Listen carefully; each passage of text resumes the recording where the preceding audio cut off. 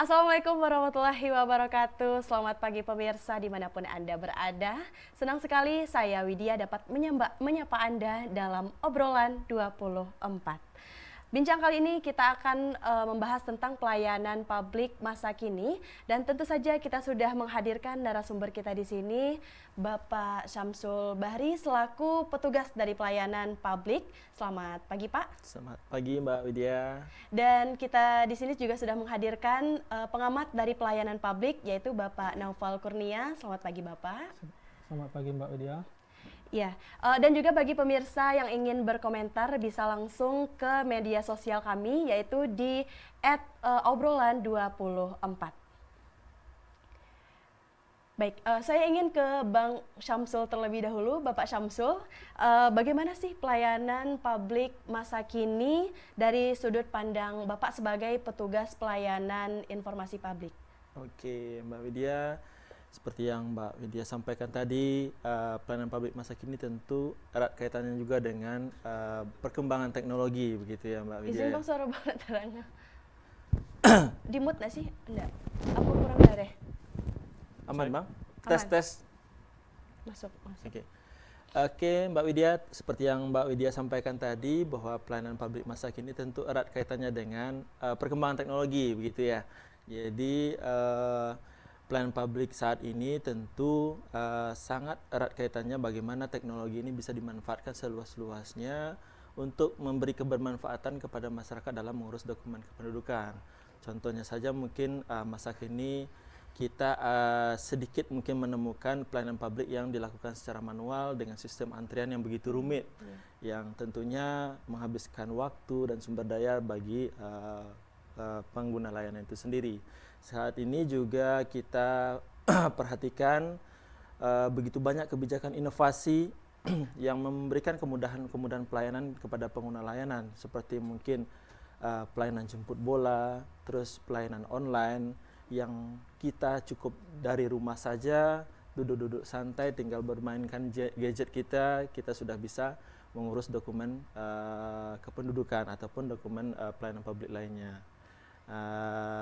Begitu juga dengan perkembangan komunikasi terhadap pengguna pelayanan publik, kita tentu harus memperhatikan bagaimana teknologi ini bisa dimanfaatkan seluas-luasnya untuk memberikan komunikasi atau informasi kepada pengguna layanan sehingga masyarakat tercerahkan untuk dapat menikmati pelayanan publik itu sendiri.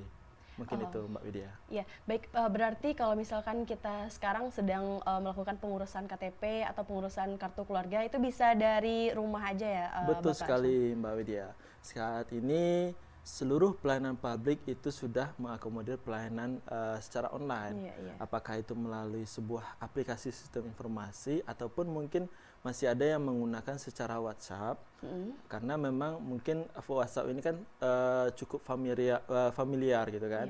Jadi dari segi teknisnya juga lebih memudahkan daripada memang menggunakan aplikasi yang mungkin hanya segelintir orang yang bisa menggunakannya. Begitu Mbak Widya. Baik, menurut Bapak Syamsul, apakah media sosial atau aplikasi yang digunakan itu tuh sudah berjalan dengan baik, dan apakah masyarakat bisa mengerti dan memahami aplikasi tersebut?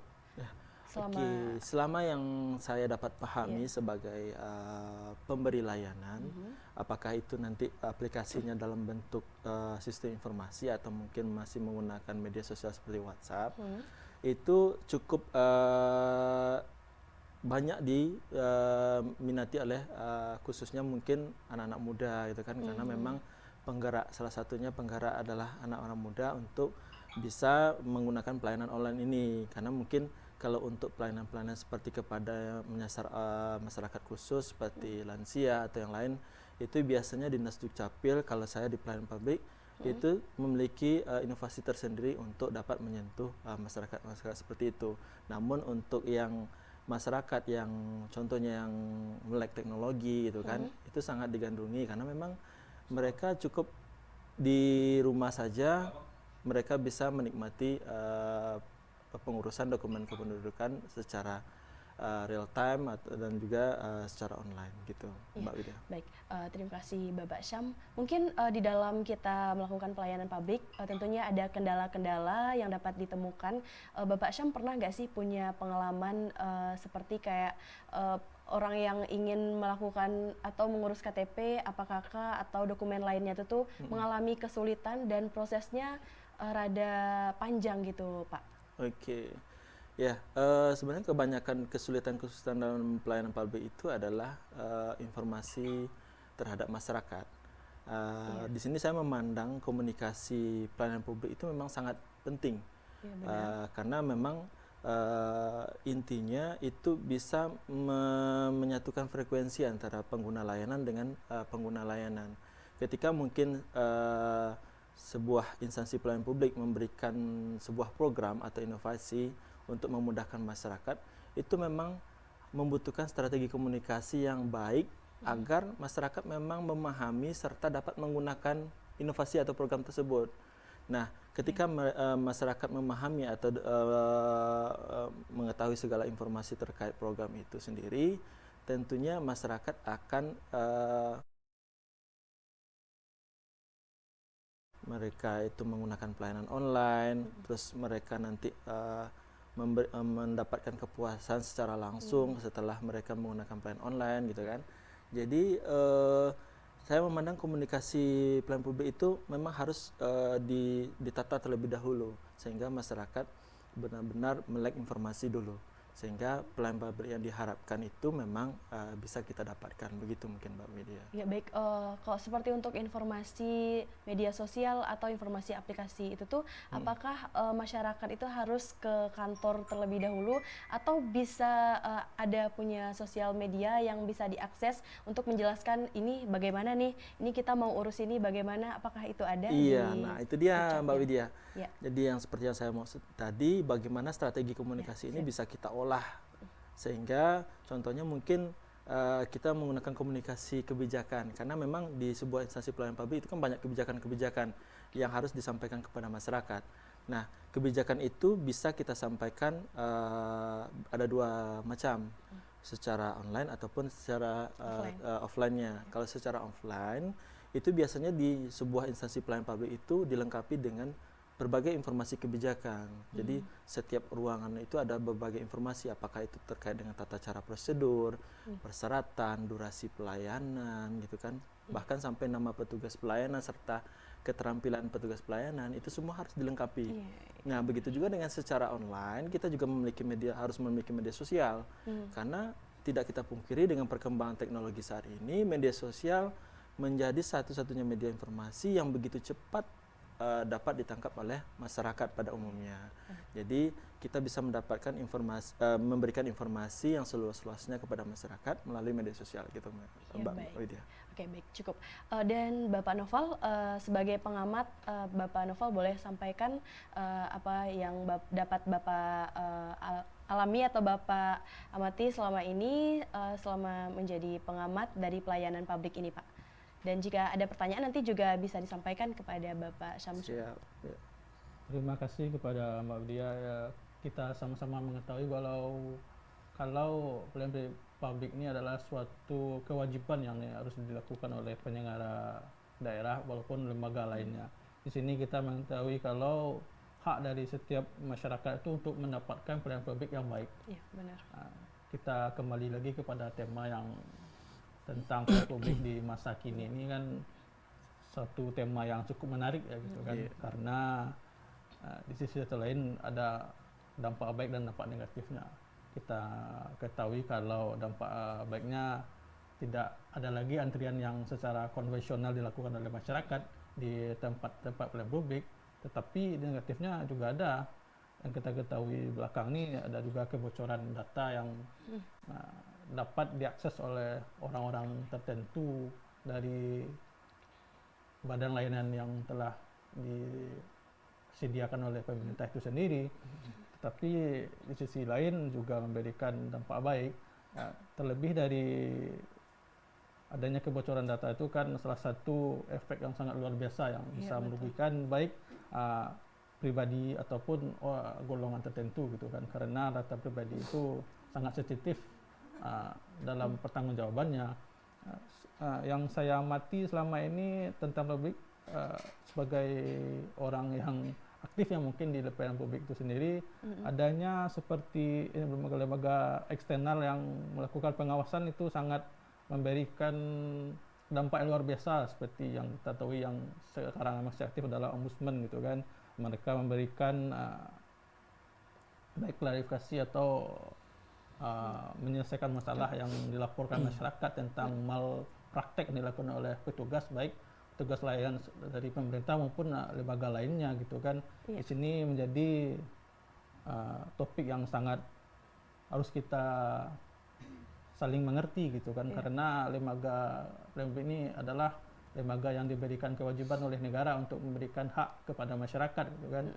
Salah satunya mungkin dalam kategori pemberian bentuk punishment gitu kepada pelayanan publik itu sendiri, karena bentuk pelayanan publik itu karena yang saya pikir masih banyak kurangnya gitu kan.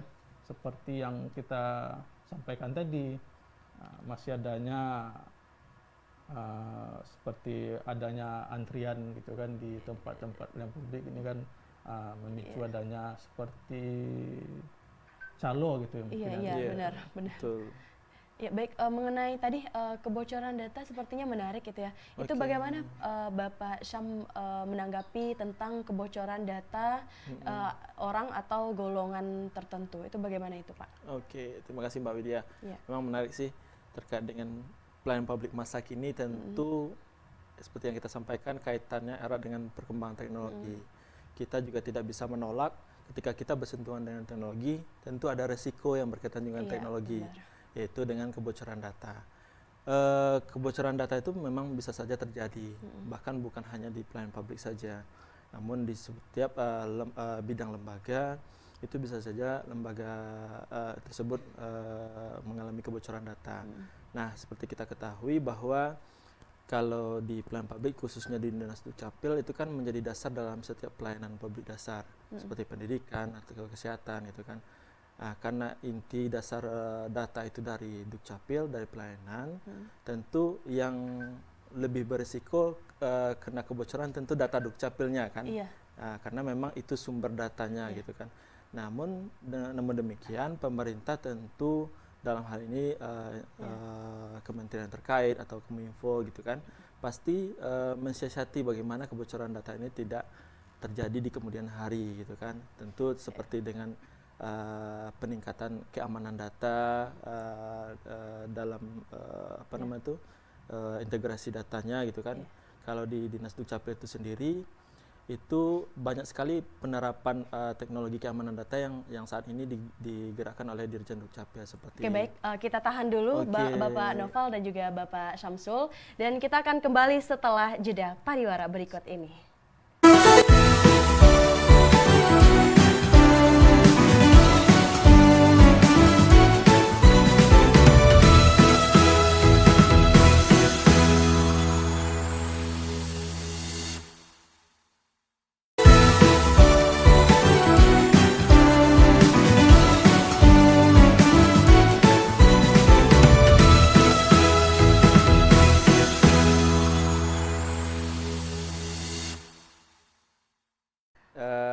Perkembangan teknologi tentu kita tidak pungkiri bahwa resikonya tentu terkait dengan bagaimana teknologi ini memang penuh resiko gitu kan. Namun demikian pemerintah terkait dalam hal ini mungkin Kementerian Kominfo dan segala macam itu terus berupaya bagaimana kebocoran data ini tidak terjadi lagi di masa yang akan datang.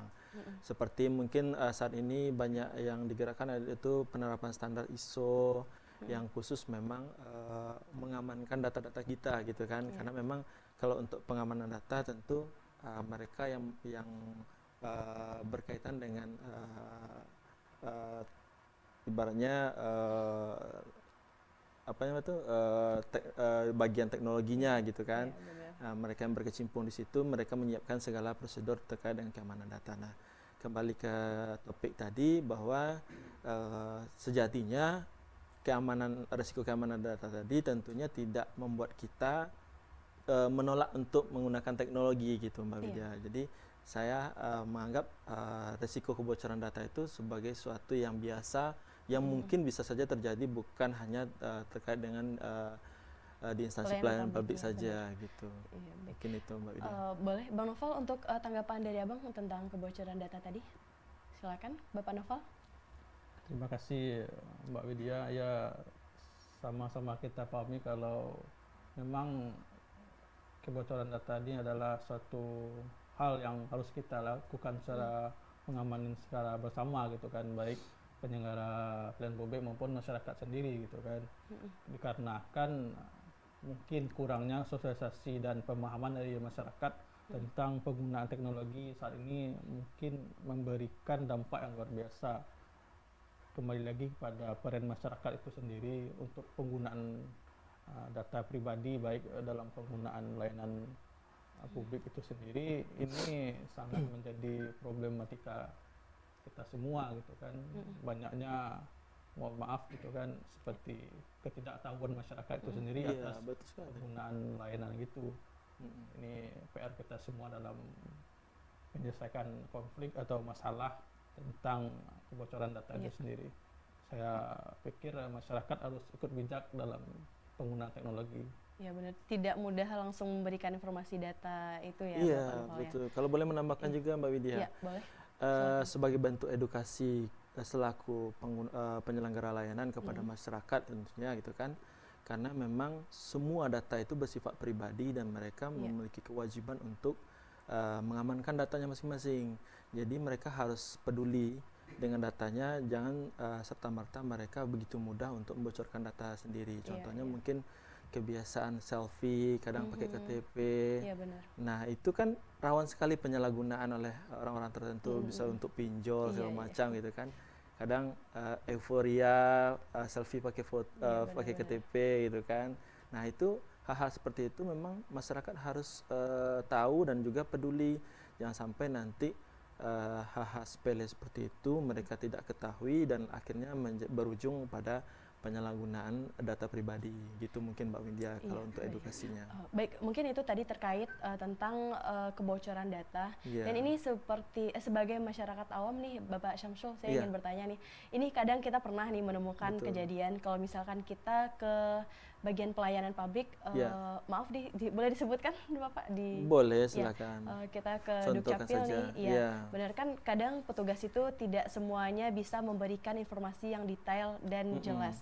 Kadang kita memberikan keluhan bahwa kita ingin mengurus dokumen ini dan ternyata itu petugasnya bilangnya oh di sini nggak bisa gitu, langsung penolakan yang begitu Pak. Itu gitu. tuh bagaimana sih Pak tanggapan Bapak selaku petugas? Iya, oke. Terkait dengan prosedur dan tata cara prosedur pelayanan itu sebenarnya kan kita sudah, kalau di secara offline-nya itu bahkan di setiap ruangan itu kita sudah pampangkan tata cara prosedur, terus alur pelayanan gitu kan, apa saja syarat yang perlu disiapkan gitu kan. Nah ketika pengguna layanan misalnya masyarakat itu terkendala terhadap contohnya terkait persyaratan, kita sudah siapkan contohnya sesuai dengan apa yang disampaikan gitu kan, ternyata tanggapan dari petugas pelayanannya tidak bisa dengan alasan langsung menolak gitu kan. Nah itulah fungsinya layanan pengaduan Mbak Widya. Jadi kita memiliki layanan pengaduan yang bisa menjadi sarana bagi masyarakat untuk mengeluhkan pengaduannya, apakah terkait dengan layanan petugas, tata cara prosedur yang tidak sesuai seperti yang disampaikan Pak Noval tadi, maladministrasi yang seharusnya mungkin petugasnya melayani dengan senyum ternyata dengan marah-marah itu kan. Nah itu bisa disampaikan melalui kanal pengaduan. Itu akan diproses oleh petugas pengaduannya, dan juga mungkin nanti jika memang ditemukan ada kesalahan prosedur dari instansi pelayanan publik, itu ada kompensasi pelayanan namanya Mbak Widya. Jadi nanti sebagai instansi pelayanan publik itu akan ada permintaan maaf secara langsung kepada masyarakat sebagai pengguna layanan, bahkan ada pemberian kontribusi seperti oleh-oleh atau merchandise. Itu ada di berbagai pelayanan publik, dan itu menjadi prosedur yang harus dilengkapi sesuai dengan arahan Ombudsman sebagai pengawas pelayanan publik gitu Mbak Widya. Oke, baik. Terima kasih. Boleh kita ke Bapak Noval, bagaimana tanggapan Bapak terkait pelayanan publik di masa kini seperti digitalisasi dan lainnya, Pak? Silakan Bapak Noval. Terima kasih Mbak Widya, seperti yang saya sampaikan tadi dan juga Pak Samsul sampaikan tadi, ini sangat menjadi perhatian bagi kita tentang pelayanan publik. Salah satunya mungkin beberapa aspek gitu kan, seperti yang Pak Samsul sampaikan tadi, adanya kanal pengaduan atau pelaporan atas kesalahan atau pelayanan yang dilakukan oleh petugas gitu kan. Nah, di sini saya mungkin memberikan beberapa penyampaian seperti mungkin sosialisasi dan penyampaian alur kurang dari beberapa bentuk penyelenggara pelayanan publik baik pemerintah maupun lembaga lainnya. Sini mungkin bukan semuanya ya, mungkin tapi yang masih ada beberapa. Iya.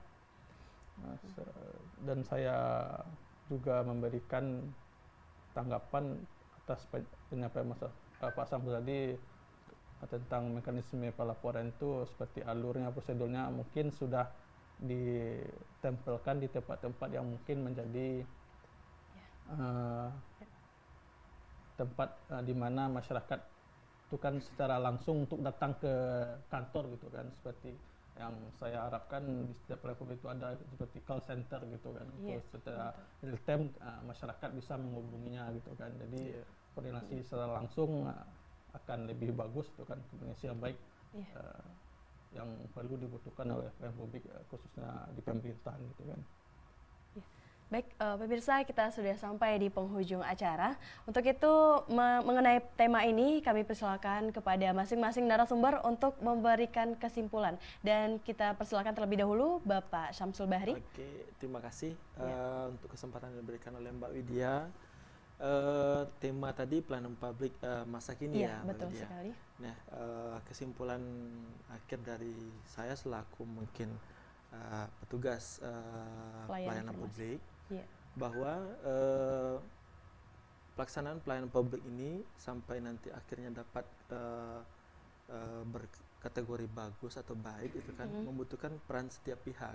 Jadi tidak bisa mungkin selaku pengguna pelayanan itu memberikan program-program atau segala macam tanpa ada peran serta dari pihak lain. Contohnya mungkin pihak terkait adalah lembaga lain ataupun masyarakat itu sendiri, Mbak Widya. Contohnya mungkin seperti dalam Undang-Undang Amindo itu usia 17 tahun itu harus punya KTP.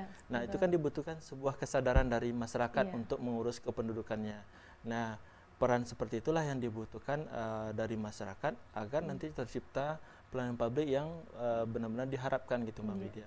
Nah, terkait dengan seperti apa kepuasan pelayanan publik masyarakat saat ini, tentunya kita membutuhkan feedback dari masyarakat itu sendiri. Biasanya itu dalam bentuk survei kepuasan masyarakat.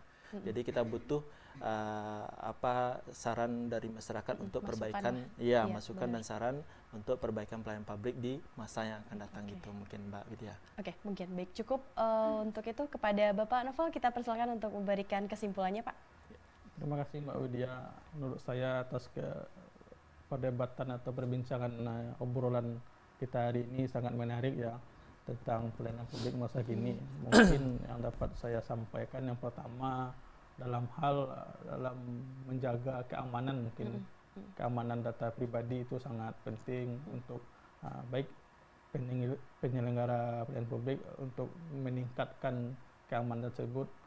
Yang kedua tentang alur proses dan penyampaian informasi kepada masyarakat melalui mungkin secara langsung ataupun menggunakan media sosial dari pelayanan publik itu sendiri.